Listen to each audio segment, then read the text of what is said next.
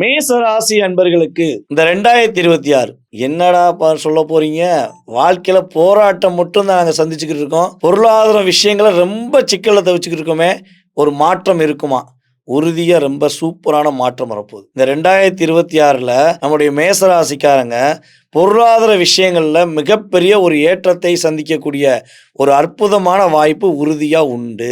ஏன்னா, நம்ம எத வச்சு மெயினா எடுத்துக்கிறோம் அப்டின்னா, நம்முடைய ராசிக்கு 9ஆம் இடத்ததிபதி மற்றும் 12ஆம் இடத்ததிபதியான குரு பகவான் ராசிக்கு 3ஆம் இடத்திலும் இருக்கிறார். 4ஆம் இடத்திலும் பெயர்ச்சியாகி போறார். அதுக்கடுத்து அதிசாரமா 5ஆம் இடத்துக்கு போறார். ஸோ, அப்ப கிட்டத்தட்ட ஒரு 3 வருட காலமாக நீங்க பட்ட பாடு, பொருளாதாரத்தில நீங்க பட்ட பாடு பெரும்பாடு. பணம் குடுத்த இடத்துலருந்து வாங்க முடியல. எப்புட்றா அந்த பணத்த வாங்குறதுன்னு கஷ்டப்பட்டீங்க.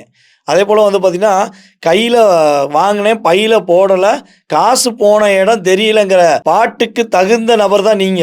எவ்வளவோ போராடி பாட்டீங்க. ஒரு சின்னதா ஒரு தங்க நகை வாங்கிடலாமா?